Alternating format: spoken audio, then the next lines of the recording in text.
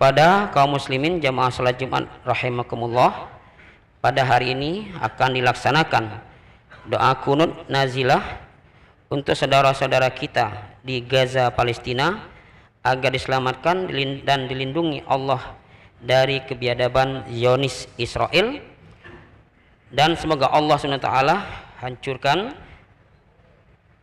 cegah para Zionis Israel beserta orang-orang yang mendukungnya untuk menghancurkan saudara-saudara kita di Gaza dan Palestina. Demikianlah yang dapat kami informasikan. Terima kasih atas perhatiannya. Akhirul kalam. Wassalamualaikum warahmatullahi wabarakatuh.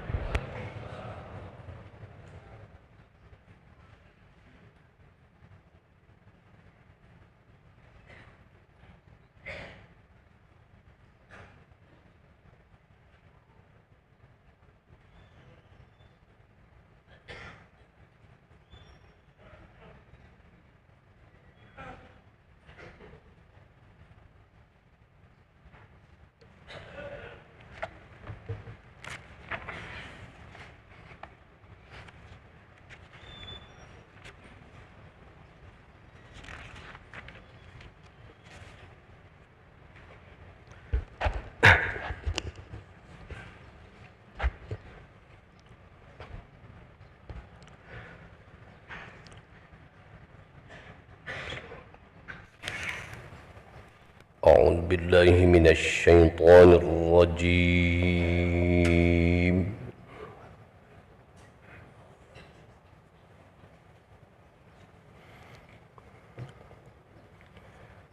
بسم الله الرحمن الرحيم.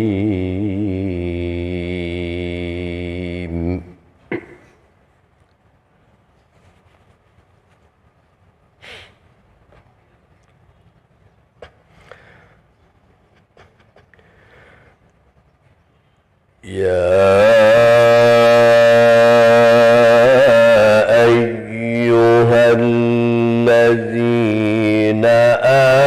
آمنوا لا تتخذوا عدوي وعدوكم أولياء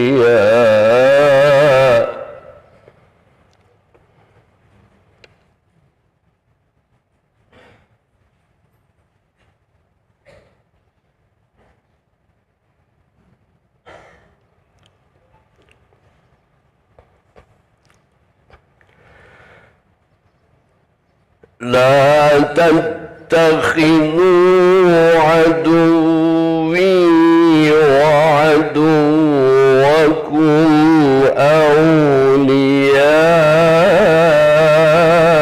أولياء تلقون إليهم بالمودة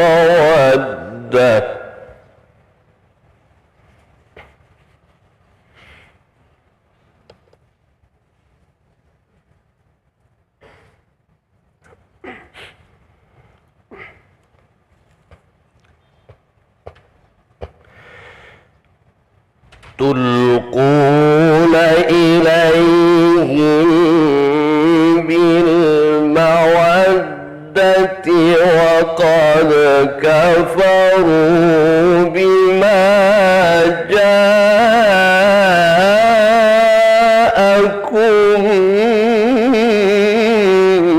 من الحق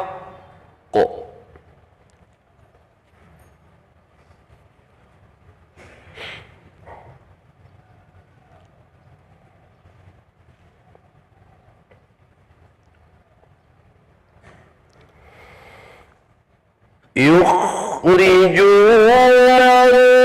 الرسول وإياكم أن تؤمنوا بالله ربكم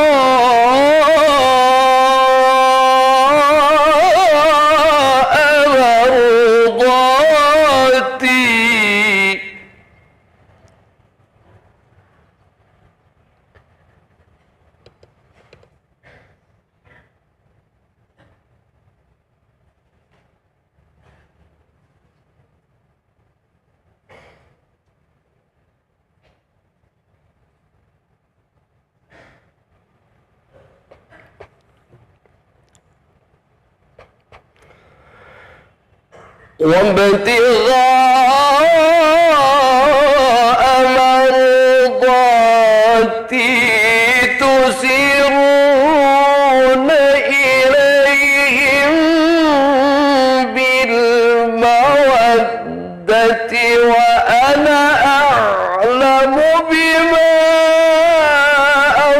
أخفيتم وما أعلنتم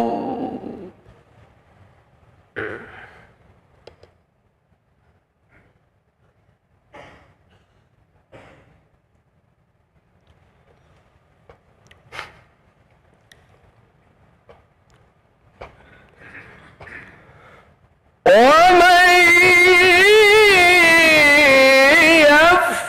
يفعله منكم فقد ضل سواء السبيل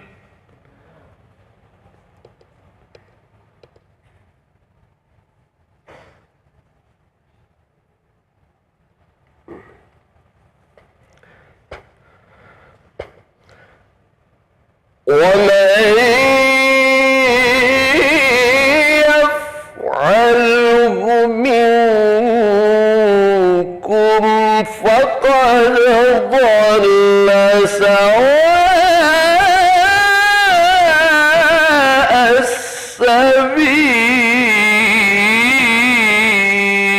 السبيل صدق الله العظيم.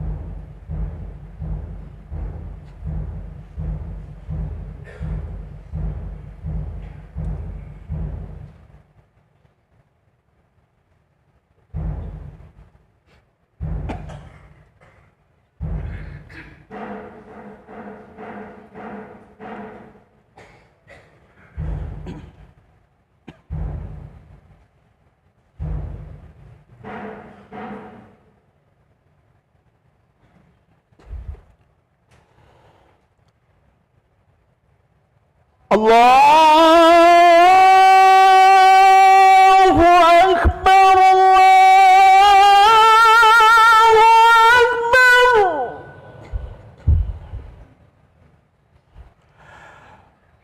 الله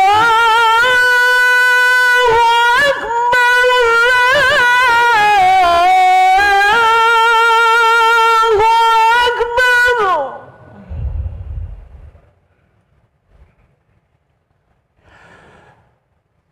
أشهد أن لا إله إلا الله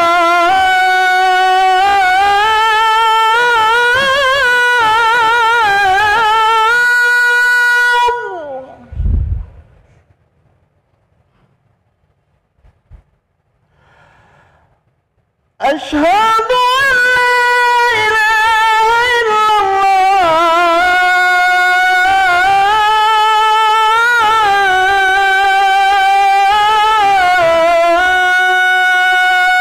الله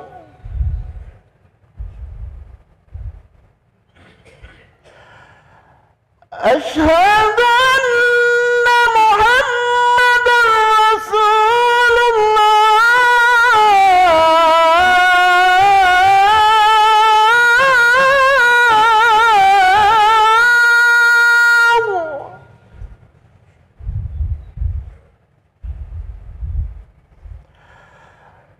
أشهد أن محمدا رسول الله.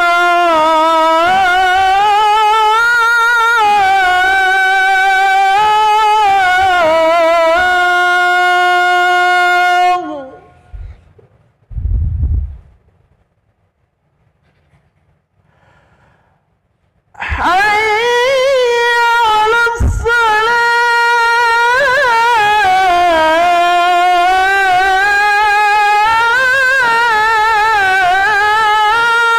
الصلاة.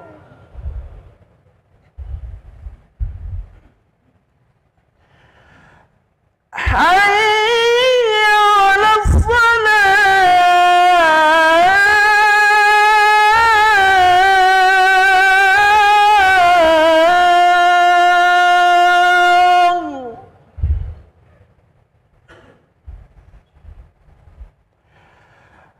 حي على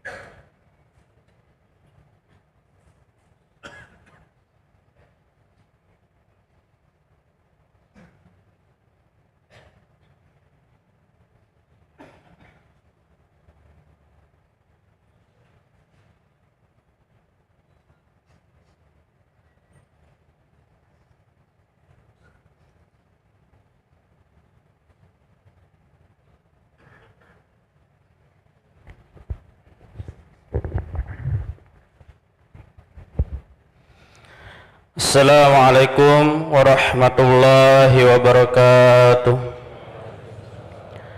Ma'asyiral muslimin wa zumratal mu'minin rahimakumullah. Ruwiya fil khabaril ma'thur anin nabiyil masyhur an Abi Hurairah radhiyallahu anhu annahu qala Rasulullah sallallahu alaihi wasallam idza qulta li sahibika yaumal jum'ati ansit wal imamu yakhtuf faqad laghat ansitu wasma'u wa ati'u rahimakumullah. Hadirin jamaah salat Jumat yang dirahmati Allah Subhanahu wa taala, sebentar lagi khatib akan menaiki mimbar dan menyampaikan kedua khutbahnya. Berkenaan dengan itu, Rasulullah sallallahu alaihi wasallam telah melarang kita berkata-kata, baik perkataan itu menyuruh orang lain diam ataupun berupa teguran yang lainnya. Oleh karena itu, marilah kita simak, kita dengarkan dengan hati yang khusyuk dan hati yang menerima apa-apa yang disampaikan oleh khatib. Semoga Allah Subhanahu wa taala memberkati dan merahmati kita semua. Amin amin ya rabbal alamin.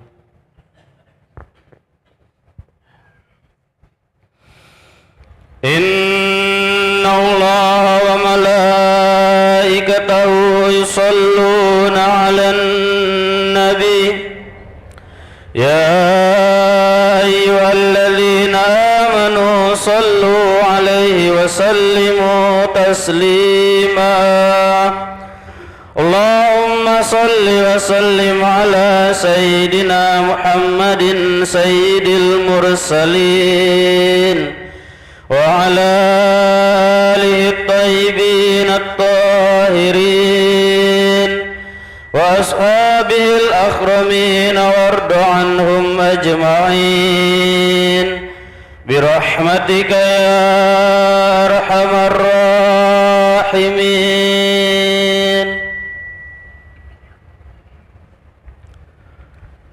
Assalamualaikum warahmatullahi wabarakatuh. Allahu Akbar, Allahu Akbar, Allahu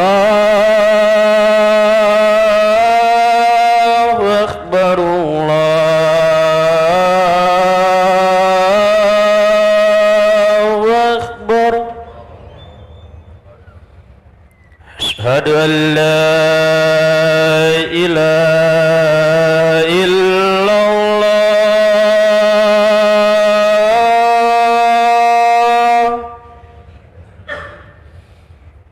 Asyhadu an la ilaha illallah.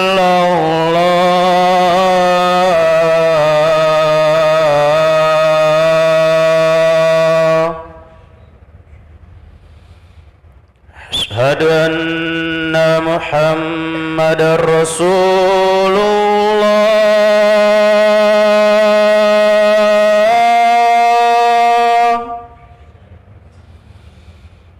Asyhadu anna Muhammadar Rasulullah.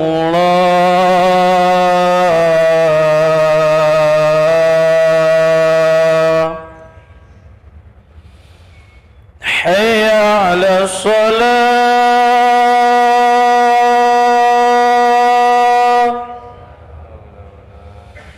hayya 'ala shalah,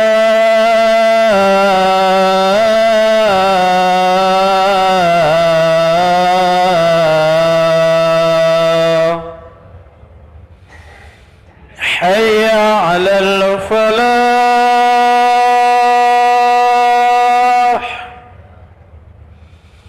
hayya 'alal falah.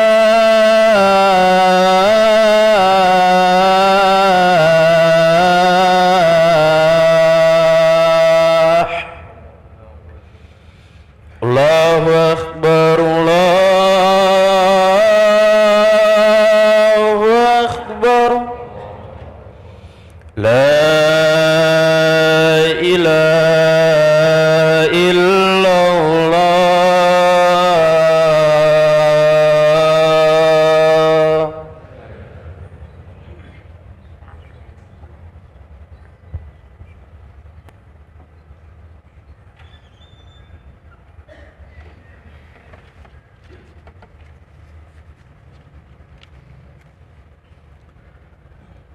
Alhamdulillah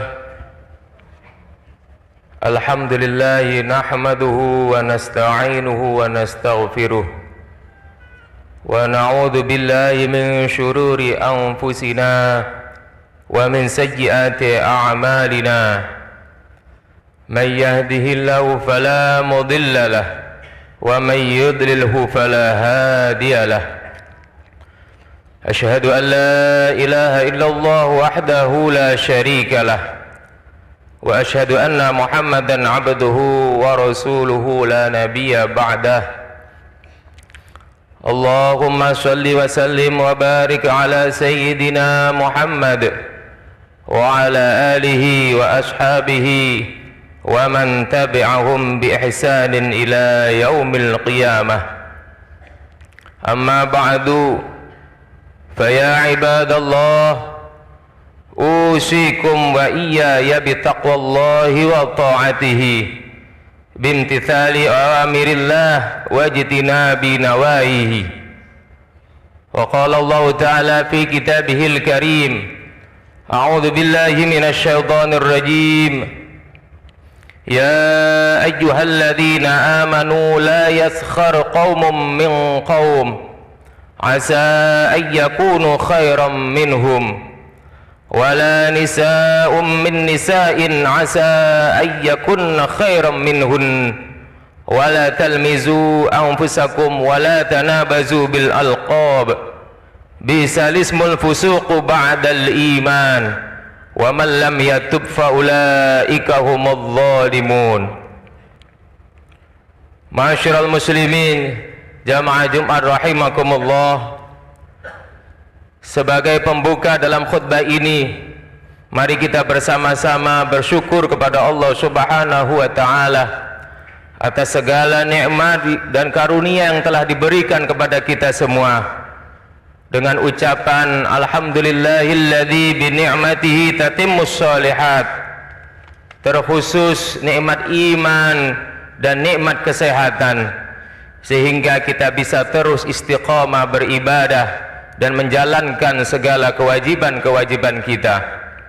Semoga ibadah yang kita lakukan ini diterima oleh Allah Subhanahu wa taala. Salawat dan salam mari senantiasa kita haturkan kepada junjungan kita Rasulullah Muhammad sallallahu alaihi wasallam. Allahumma shalli ala sayyidina Muhammad wa ala alihi wa sahbihi, yang telah mengajarkan kita semua nilai-nilai kesopanan, nilai-nilai adab yang luhur, sehingga kita menjadi insan yang berakhlakul karimah. Semoga Allah melimpahkan keselamatan dan kesejahteraan kepada beliau Rasulullah, keluarganya, para sahabatnya, dan semua umatnya. Amin ya rabbal alamin.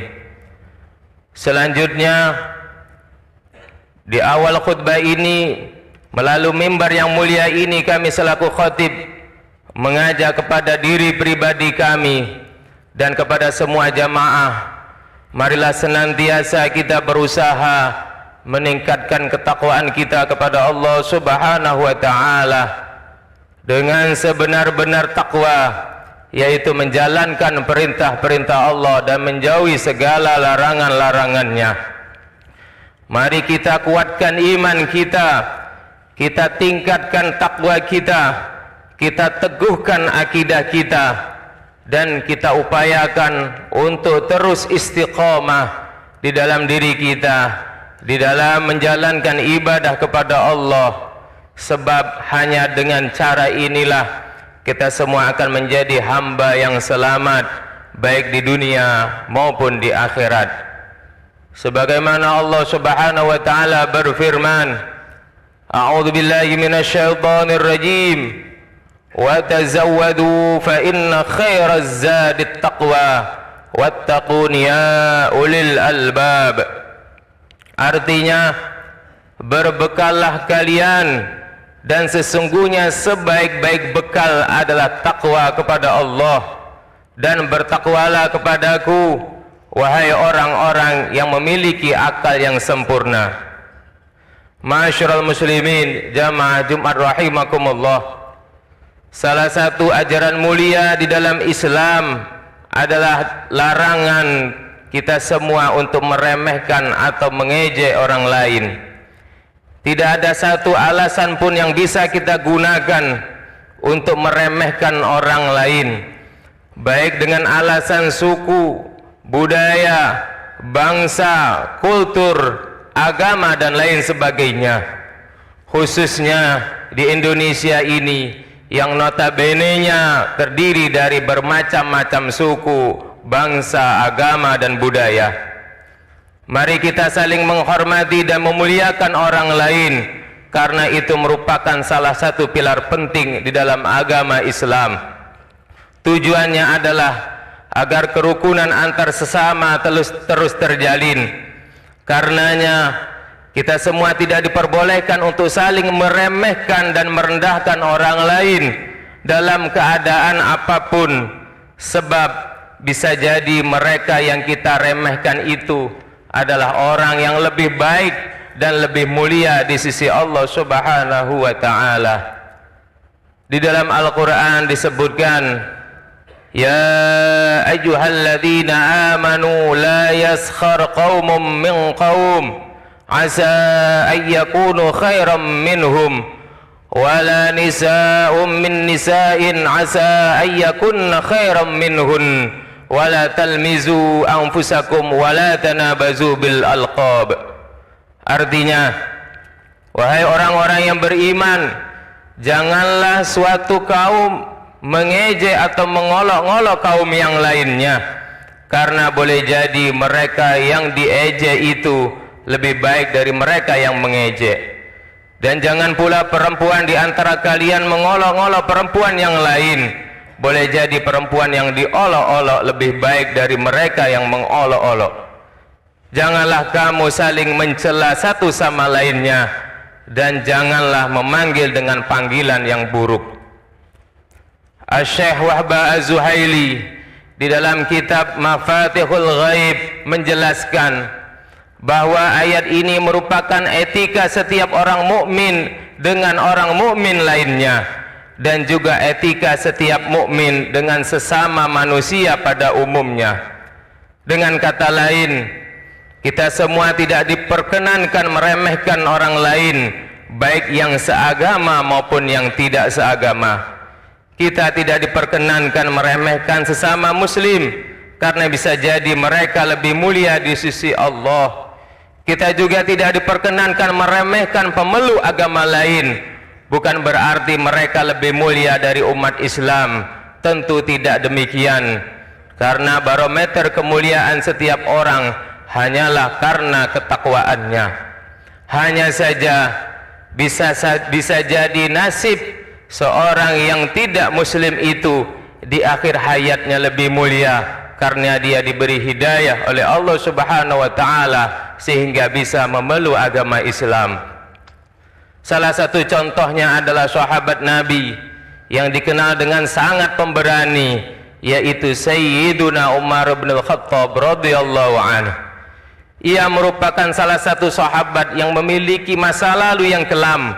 Bahkan sebelum masuk Islam, ia adalah orang yang sangat berambisi untuk membunuh Rasulullah.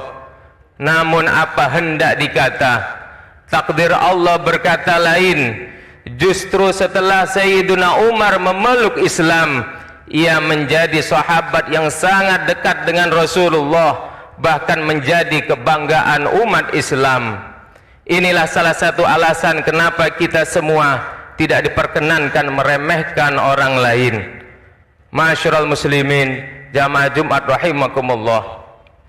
Hujjatul Islam Al-Imam Abu Hamid Al-Ghazali di dalam kitab Bidayatul Hidayahnya memberikan 5 cara bagi kita agar tidak mudah meremehkan orang lain di dalam keadaan bagaimanapun, baik orang tersebut lebih tua, lebih muda, orang yang berbeda suku ataupun budaya, bahkan berbeda nasab sekalipun. Imam Ghazali mengatakan, cara pertama, jika kita bertemu dengan orang yang lebih mulia, maka katakanlah bahwasannya ia jelas lebih mulia. Atau jika kita bertemu dengan orang yang lebih muda, maka katakanlah di dalam hati bahwa dosa dan kemaksiatan yang ia lakukan karena umurnya yang masih muda jelas lebih sedikit dibanding dosa yang pernah kita perbuat, maka sudah pasti dia lebih baik dan lebih mulia daripada kita. Cara yang kedua, ketika kita bertemu dengan orang yang lebih tua, maka kita harus yakin di dalam hati kita bahwa ibadah dan kebaikan orang yang tua itu jelas lebih banyak dibandingkan ibadah dan kebaikan kita. Dengan demikian tentu ia juga lebih baik dan mulia daripada kita. Cara yang ketiga, ketika kita melihat orang yang berilmu, maka katakanlah di dalam hati bahwa ia sudah mendapatkan keilmuan dan anugerah yang besar dari Allah berupa pengetahuan, dan semua ibadah dan perbuatannya berlandaskan dengan ilmu, tentu lebih banyak pahalanya dan lebih baik daripada kita. Cara yang keempat, ketika bertemu dengan orang yang bodoh, maka katakanlah di dalam hati bahwa jika ia melakukan perbuatan salah, maka pada hakikatnya kesalahan itu disebabkan ketidaktahuannya, sementara kita melakukan kesalahan disertai rasa tahu atau pengetahuan kita, tentu ia lebih baik daripada kita. Tidak hanya itu, bahkan jika kita bertemu dengan mereka orang-orang yang tidak seagama dengan kita, maka katakanlah di dalam hati bahwa tidak ada yang tahu akhir hayat setiap orang. Bisa saja ia akan masuk Islam dan semua dosa-dosanya akan diampuni oleh Allah Subhanahu wa taala. Wa in kana kafiran qulta la adri asa ayyuslama wa yukhtama lahu bi khairil amal. Artinya, jika bertemu dengan orang yang non-muslim, maka katakanlah di dalam hati, aku tidak tahu, bisa jadi ia akan masuk Islam dan mati dalam keadaan husnul khatimah dan diampuni segala dosa-dosanya. Ma'asyiral muslimin, jamaah Jumat rahimakumullah, itulah alasan-alasan yang harus selalu kita ingat agar tidak pernah kita meremehkan orang lain atau merendahkan orang lain dalam keadaan apapun dan status bagaimanapun.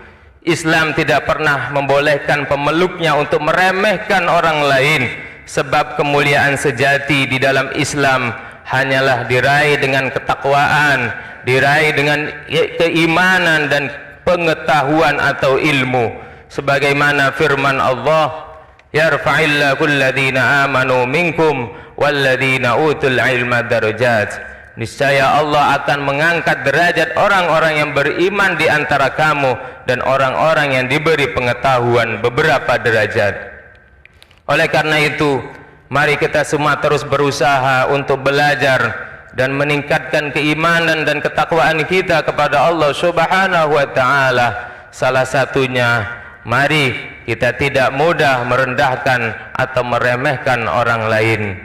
Semoga khutbah ini bisa bermanfaat dan memberi keberkahan bagi kita semua, dan semoga kita digolongkan sebagai hamba-hamba Allah yang istiqomah dalam menjalankan semua perintah-perintah Allah dan menjauhi segala larangan-larangannya. Amin ya rabbal alamin. A'udzu billahi minasyaitonir rajim.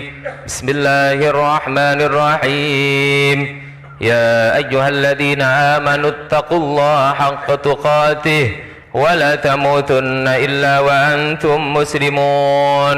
بارك الله لي ولكم في القرآن العظيم ونفعني وإياكم بما فيه من الآيات والذكر الحكيم وتقبل مني ومنكم تلاوته إنه هو الغفور الرحيم. اللهم صل وسلم على سيدنا محمد وعلى آل سيدنا محمد.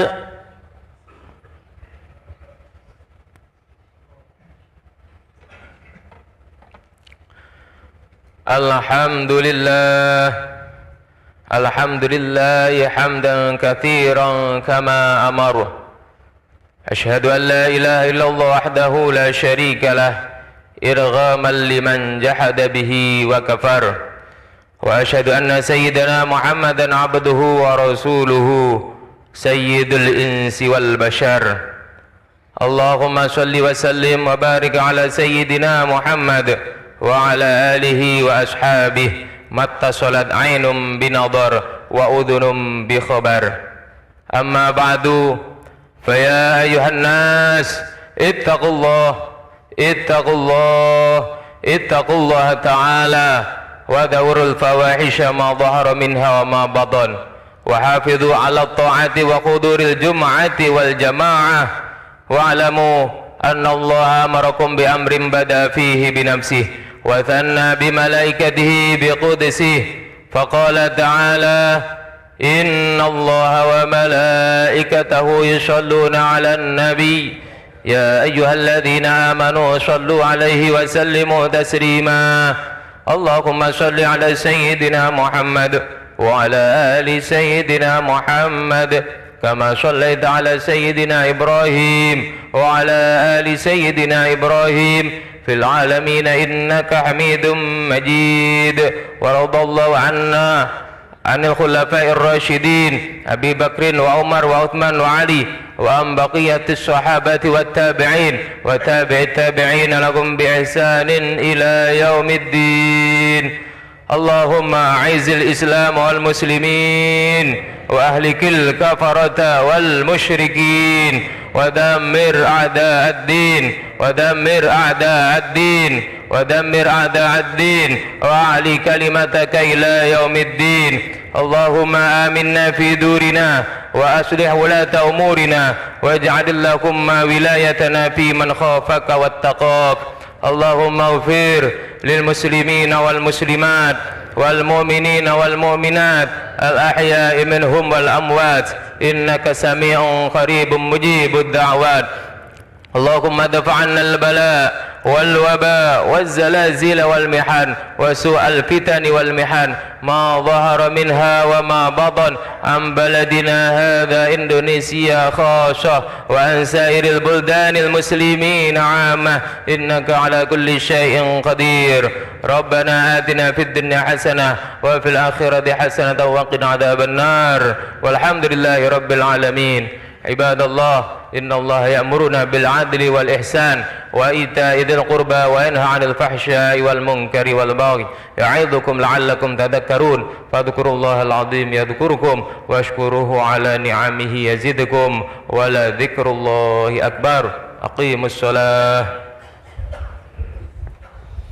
الله أكبر أشهد أن لا إله إلا الله أشهد أن محمدا رسول الله حي على الصلاة حي على الفلاح قد قامت الصلاة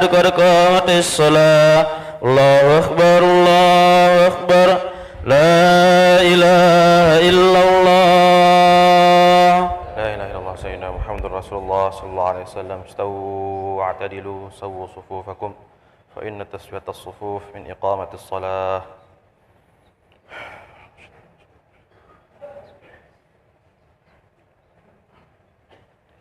الله أكبر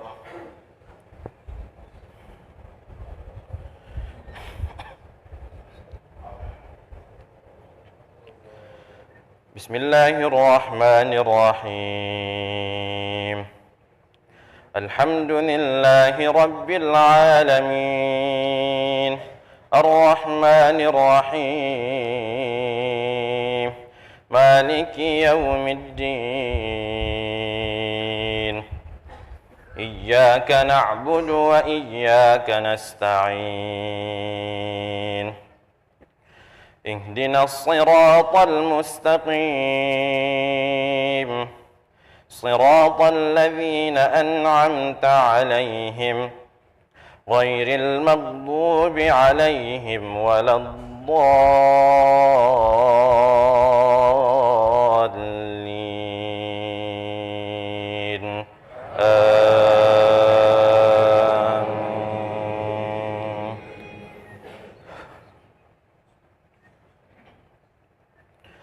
لو أنزلنا هذا القرآن على جبل لرأيته خاشعا متصدعا من خشية الله وتلك الأمثال نضربها للناس لعلهم يتفكرون هو الله الذي لا إله إلا هو عالم الغيب والشهادة هو الرحمن الرحيم هو الله الذي لا إله إلا هو الملك القدوس السلام المؤمن المهيمن العزيز الجبار المتكبر سبحان الله عما يشركون هو الله الخالق البارئ المصور له الأسماء الحسنى يسبح له ما في السماوات والأرض وهو العزيز الحكيم. الله أكبر.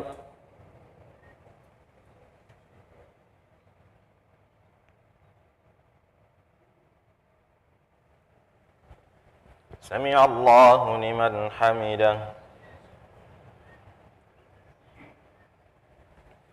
الله أكبر.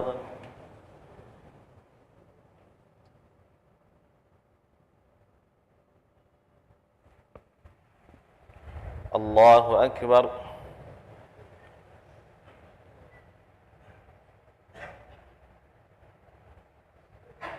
الله أكبر.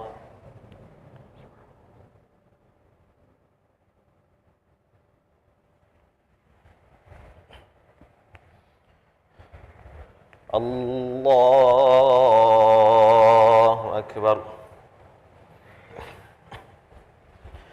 بسم الله الرحمن الرحيم الحمد لله رب العالمين الرحمن الرحيم مالك يوم الدين إياك نعبد وإياك نستعين اهدنا الصراط المستقيم صراط الذين أنعمت عليهم غير المغضوب عليهم ولا الضالين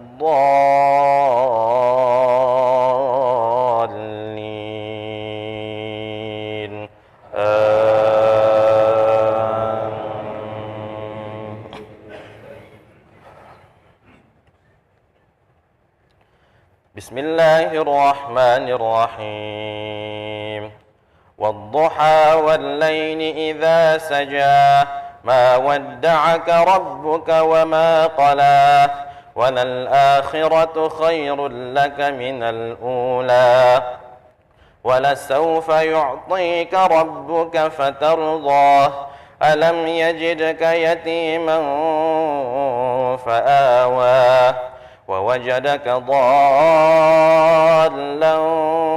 فهدى ووجدك عائلا فأغنى فأما اليتيم فلا تقهر وأما السائل فلا تنهر وأما بنعمة ربك فحدث. الله أكبر.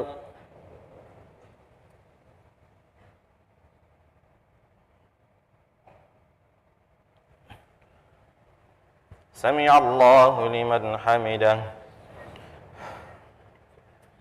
اللهم اهدنا فيمن هديت وعافنا فيمن عافيت وتولنا فيمن توليت وبارك لنا فيما أعطيت وقنا واصرف عنا برحمتك شر ما قضيت فإنك تقضي بالحق ولا يقضى عليك إنه لا يذل من واليت ولا يعز من عاديت تباركت ربنا وتعاليت لك الحمد على ما قضيت أستغفرك اللهم من جميع الذنوب والخطايا ونتوب إليك اللهم أعز الإسلام والمسلمين اللهم أعز الإسلام والمسلمين اللهم أعز الإسلام والمسلمين اللهم قهر الكفرة والفجرة والملحدين اللهم أشغل الظالمين بالظالمين وأخرجنا من بينهم سالمين آمنين اللهم احفظ المسجد الأقصى اللهم احفظ المسجد الأقصى اللهم احفظ المسجد الأقصى من عدوان المعتدين وكيد المكيدين وكيد الكائدين ومكر الماكرين اللهم انصر الإسلام والمسلمين اللهم انصر الإسلام والمسلمين اللهم انصر الإسلام والمسلمين اللهم انصر إخواننا المسلمين في فلسطين اللهم انصر إخواننا المسلمين في فلسطين اللهم انصر إخواننا المسلمين في فلسطين وفي العراق وفي سوريا وفي تركيا وفي اليمن وفي إندونيسيا وفي كل مكان والزمان اللهم اغفر لموتى المسلمين الذين شهدوا لك بالوحدانية ولنبيك بالرسالة وماتوا وهم على ذلك اللهم اغفر لنا ذنوبنا ولوالدينا وارحمهم كما ربونا صغارا وأكرمونا كبارا ربنا آتنا في الدنيا حسنة وفي الآخرة حسنة وقنا عذاب النار وصلى الله على سيدنا محمد النبي الأمي وعلى آله وصحبه وبارك وسلم الله أكبر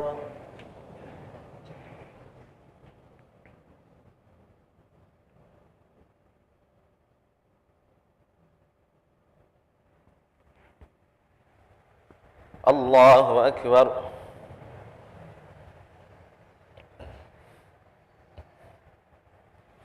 الله أكبر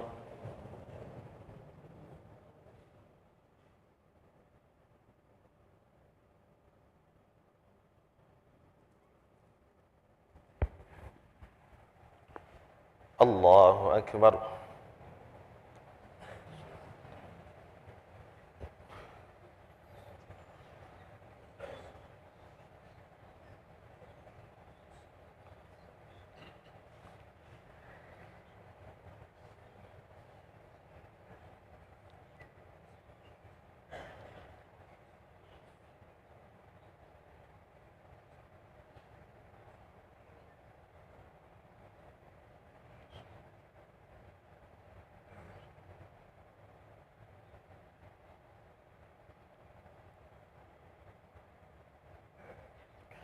السلام عليكم ورحمة الله السلام عليكم ورحمة الله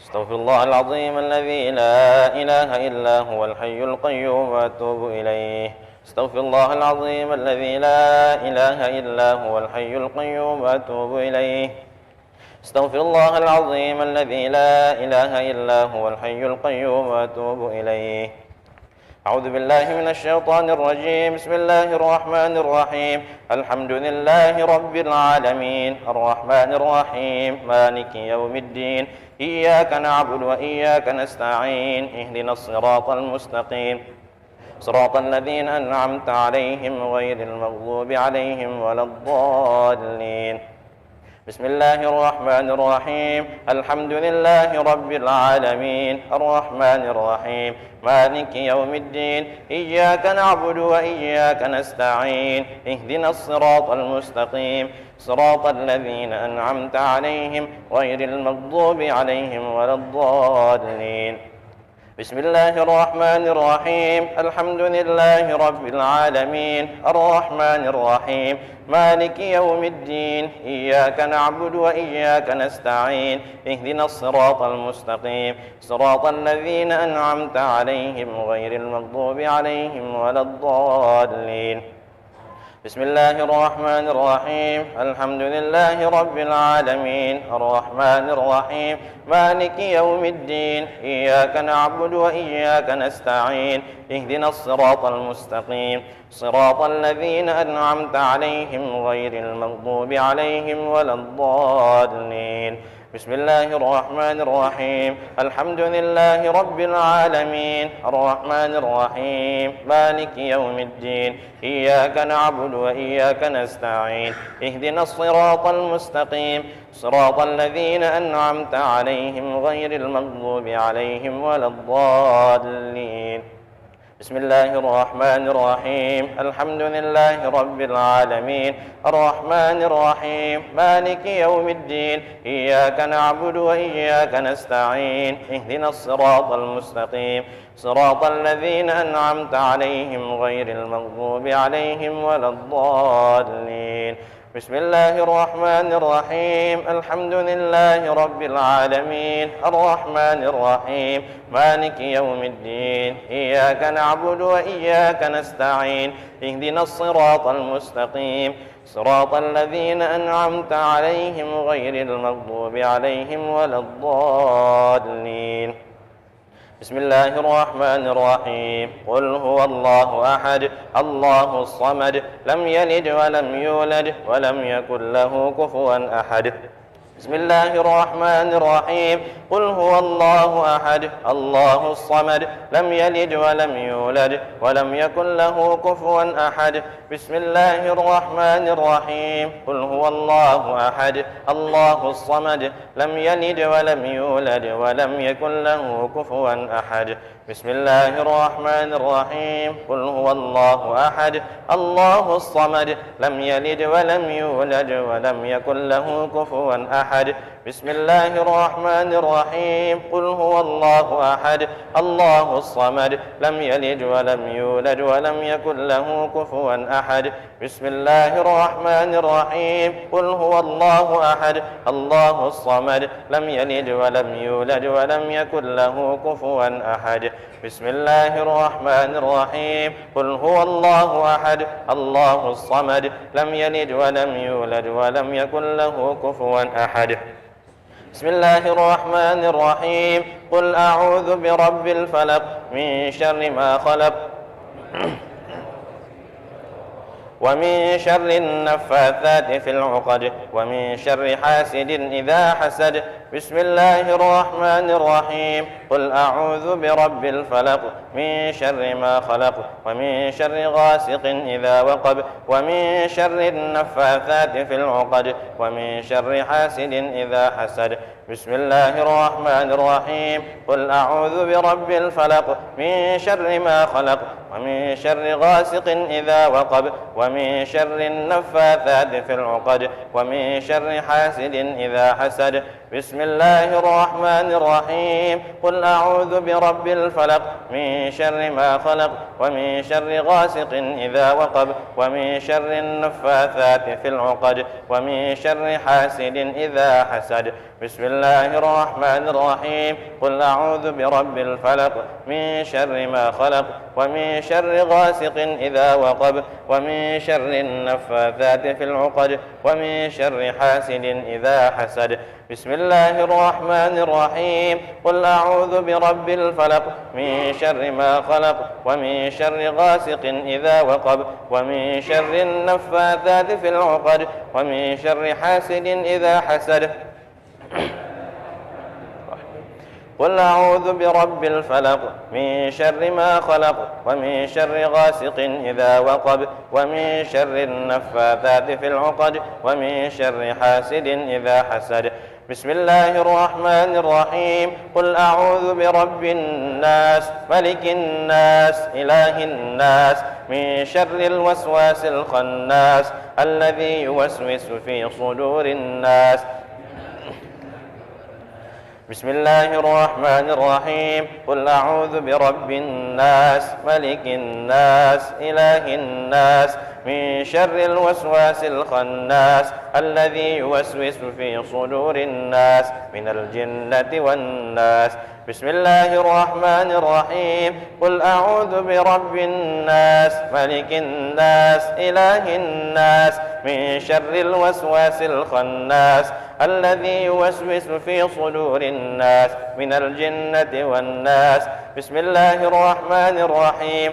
قل أعوذ برب الناس ملك الناس إله الناس من شر الوسواس الخناس الذي يوسوس في صدور الناس من الجنة والناس. بسم الله الرحمن الرحيم.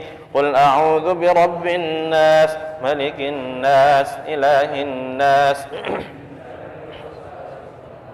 الذي يوسوس في صدور الناس من الجنة والناس. بسم الله الرحمن الرحيم. قل أعوذ برب الناس ملك الناس إله الناس من شر الوسواس الخناس الذي يوسوس في صدور الناس من الجنة والناس. بسم الله الرحمن الرحيم. قل أعوذ برب الناس ملك الناس إله الناس من شر الوسواس الخناس الذي يوسوس في صدور الناس من الجنة والناس. يا لطيف يا كافي يا حفيظ يا شافي الله يا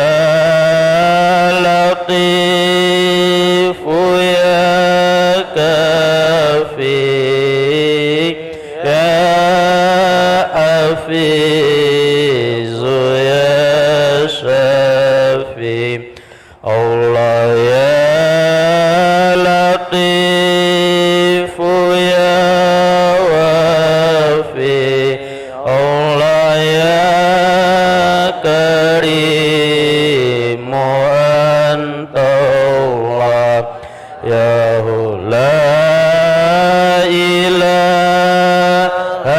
إلا الله لا إله إلا الله موجود لا إله إلا الله لا إله إلا الله معبود لا إله إلا الله لا إله إلا الله مقصود لا إله إلا الله لا إله إلا الله عظيم لا إله إلا الله دائم لا إله إلا الله لا إله إلا الله سيدنا محمد رسول الله صلى الله عليه وسلم عليها نحيا وعليها نموت وبعث إن شاء الله من الآمنين آمين. أعوذ بالله من الشيطان الرجيم. بسم الله الرحمن الرحيم. الحمد لله رب العالمين حمدا شاكرين حمدا ناعمين حمدا حامدين حمدا المستغفرين بالأسحار حمدا يوافي نعمه ويكافئ مزيده يا ربنا لك الحمد ولك الشكر كما ينبغي لجلال وجهك الكريم وعظيم سلطانك. اللهم إنا نعوذ برضاك من سخطك وبمعافاتك من عقوبتك وبك منك لا نحصي ثناء عليك أنت كما أثنيت على نفسك. لك الحمد حتى ترضى ولك الحمد إذا رضيت ولك الحمد بعد الرضا ولك الحمد أبدا. اللهم صل وسلم وبارك على سيدنا محمد وعلى آله وصحبه أجمعين ومن تبعهم بإحسان إلى يوم الدين. اجعلنا منهم برحمتك يا أرحم الراحمين. اللهم تقبل منا وتقبل من جميع أمة محمد صلى الله عليه وسلم إنك أنت السميع العليم. وتمم تقصيرنا يا أكرم الأكرمين. واغفر لنا وارحمنا وعافنا واعف عنا وأصلحنا في ديننا ودنيانا وآخرتنا واجعل آخرتنا خيرا من الأولى. واصلحنا في أهلنا وأزواجنا وذرياتنا وأصلح شبابنا ونساءنا وأصلحنا في كل أمر من أمورنا وأصلح ذات بيننا وأصلح ولاة أمور المسلمين أجمعين ووفقهم لما تحبه وترضاه لنفع العباد والبلاد يا كريم. واهدنا واهد بنا واهد الناس والجان جميعا واجعلنا سببا لمن اهتدى. وارزقنا الهدى والتقى والعفاف والغنى ومن القول والعمل ما تحبه وترضاه. وتب علينا وارض عنا وعن والدينا واهلنا وازواجنا وذرياتنا ومشايخنا وجميع المسلمين والمسلمات والمؤمنين والمؤمنات الى يوم القيامه يوم يقوم الحساب. اللهم ارحمنا بترك المعاصي أبدا ما أبقيتنا وارحمنا أن نتكلف ما لا يعنينا وارزقنا حسن النظر فيما يرضيك عنا. اللهم إنا نسألك سلامة في الدين وعافية في الجسد وزيادة في العلم وبركة في الرزق وتوبة قبل الموت وشهادة عند الموت ومغفرة بعد الموت. اللهم هون علينا في سكرات الموت والنجاة من النار والعفو عند الحساب. اللهم يا غني يا حميد يا مبدئ يا معيد يا رحيم يا ودود أغننا بحلالك عن حرامك وبطاعتك عن معصيتك وبفضلك عمن سواك. اللهم أعنا على ذكرك وشكرك وحسن عبادتك. اللهم يا مقلب القلوب ثبت قلوبنا على دينك ويا مصرف القلوب صرف قلوبنا على طاعتك ويا ستار العيوب استر عيوبنا في الدنيا والآخرة. اللهم اشرح صدورنا للإسلام. اللهم حبب إلينا الإيمان وزينه في قلوبنا وكره إلينا الكفر والفسوق والعصيان واجعلنا من الراشدين. ربنا ظلمنا أنفسنا وإن لم تغفر لنا وترحمنا لنكونن من الخاسرين. ربنا لا تزغ قلوبنا بعد إذ هديتنا وهب لنا من لدنك رحمة إنك أنت الوهاب. ربنا هب لنا من أزواجنا وذرياتنا قرة أعين واجعلنا للمتقين إماما. ربنا آتنا من لدنك رحمة وهيئ لنا من أمرنا رشدا. ربنا آتنا في الدنيا حسنة وفي الآخرة حسنة وقنا عذاب النار. جزا الله عنا سيدنا محمدا صلى الله عليه وسلم ما هو أهله برحمتك يا أرحم الراحمين. وصل اللهم وسلم وبارك على سيدنا محمد النبي الأمي وعلى آله وصحبه أجمعين. سبحان ربك رب العزة عما يصفون وسلام على المرسلين والحمد لله رب العالمين. الفاتحة. أعوذ بالله من الشيطان الرجيم.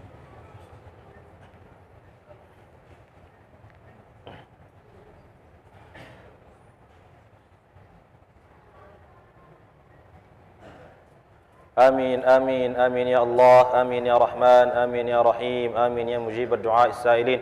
لا حول ولا قوة إلا بالله العلي العظيم. اللهم إنا نسألك تمام النعمة ودوام العافية وحسن الخاتمة. اللهم إنك قلت وقولك الحق ادعوني يستجب لكم. هذا دعاؤنا كما أمرتنا فاستجب لنا كما وعدتنا يا الله إنك لا تخلف الميعاد. دعواهم فيها سبحانك اللهم وتحيتهم